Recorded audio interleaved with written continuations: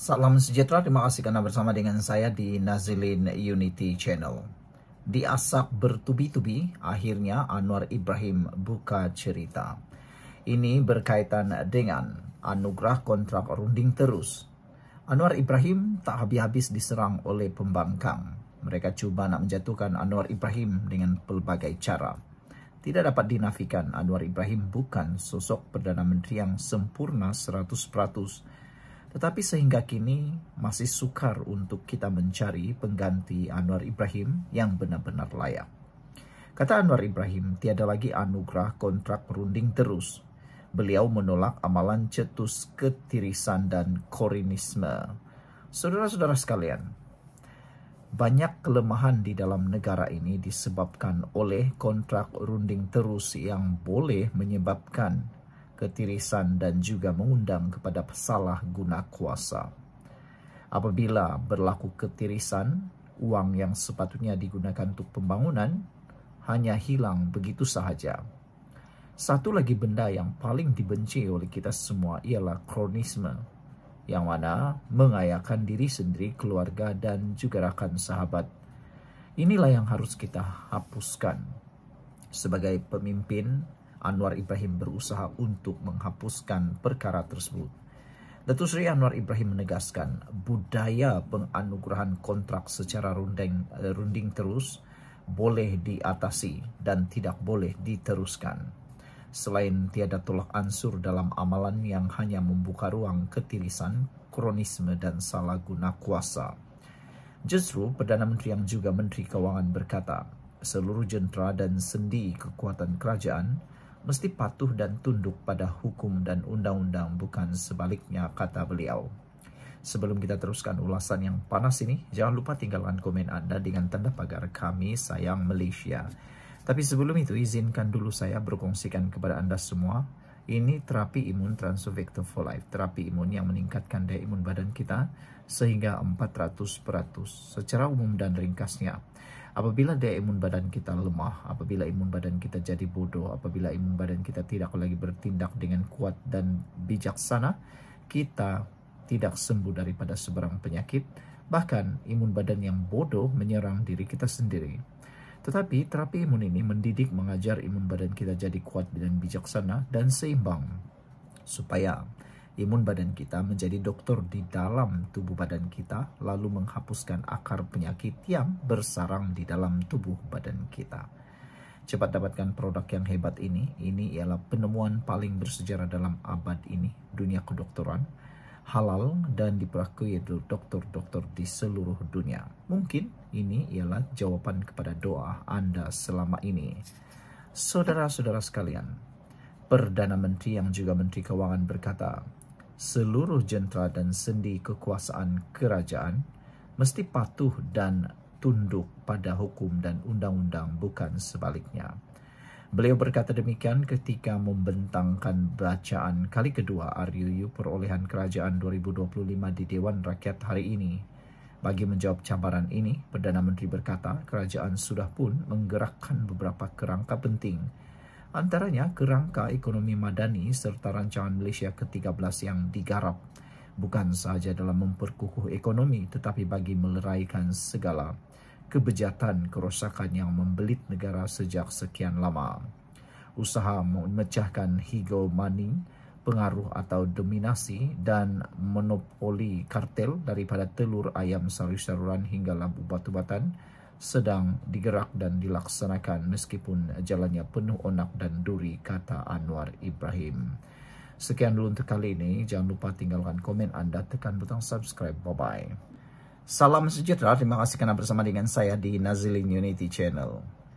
RUU URA akhirnya lulus.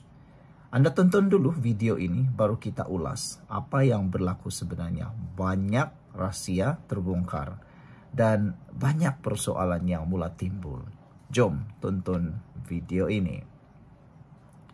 Bagaimana? Sudah menontonnya? Di dalam pengumuman yang dibuat oleh Speaker Dewan Rakyat sebentar tadi, menunjukkan satu jumlah nombor yang sangat mengejutkan kita, yaitu beliau menulis atau menyebut ada 148. Ada 148. Dalam RUU tersebut diumumkan bahwa seramai 148 ahli parlimen menyokong ruang undang-undang itu dibacakan untuk kali kedua. Baik.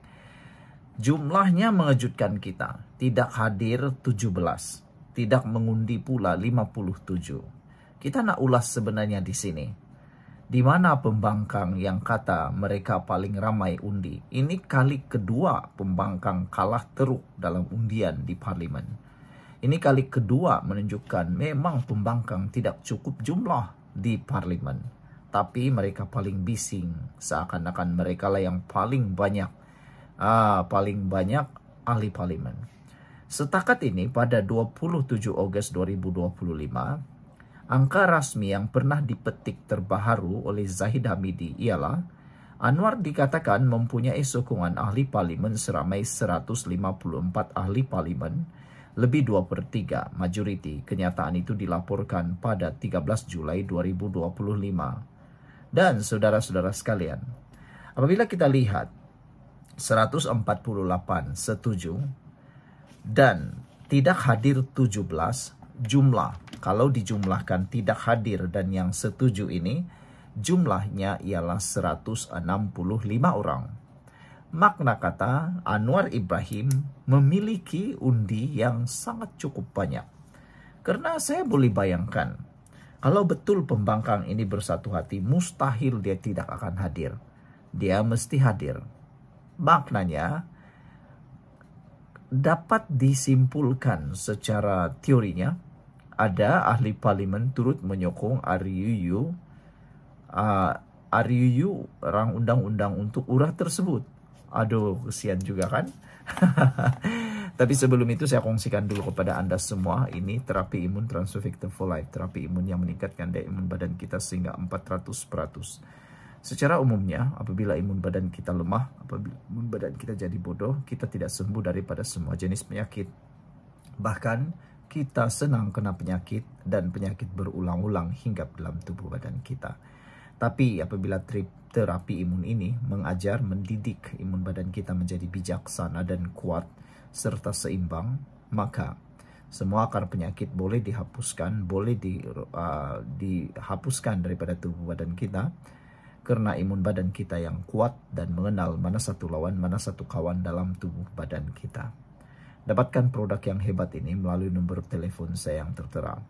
Produk ini adalah produk yang halal, diterima oleh dokter-dokter dan dokter-dokter di seluruh dunia dan di Malaysia. Serta produk ini adalah produk yang halal. Cepat dapatkannya melalui nomor telepon saya yang tertera. Dan mungkin ini ialah jawaban kepada persoalan masalah kesehatan Anda selama ini yang Anda doakan. Saudara-saudara sekalian, kesimpulan yang kita boleh buat pada petang ini ialah Anwar Ibrahim memiliki sokongan lebih daripada 154. Karena pada jangkaan saya, 17 orang yang tidak hadir ini adalah datang daripada kerajaan.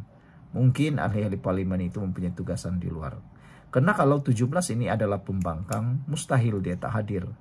Karena mereka perlu kalahkan Anwar melalui undian RUU tersebut. Malangnya, jangankan separuh, tak sampai separuh, bahkan Anwar Ibrahim dapat undi secara kasarnya lebih daripada separuh ataupun 2/3. Kalau 148 yang mengundi ini campur dengan 17, Anwar ada dapat 165 ahli parlimen mengundi. 165 ahli parlimen mengundi. Jadi yang masih bersama dengan Perikatan Nasional yang tak mengundi RUU ini ialah seramai 57 orang. Hairan kan? Mereka tidak undi, tapi tidak juga menentang. Sepatutnya kalau betul-betul mereka tidak setuju, janganlah tidak undi. Pergilah tentang ataupun tidak bersetuju. Tapi tak tahulah. Mungkin mereka tahu sebenarnya RUU untuk URA ini adalah RUU yang baik, sebenarnya baik. Itu sebabnya mereka mungkin teragak-agak untuk menyetujui RUU tersebut. Sebelum kita berpisah, jangan lupa tinggalkan komen Anda dengan tekan butang subscribe. Kita jumpa lagi. Bye-bye.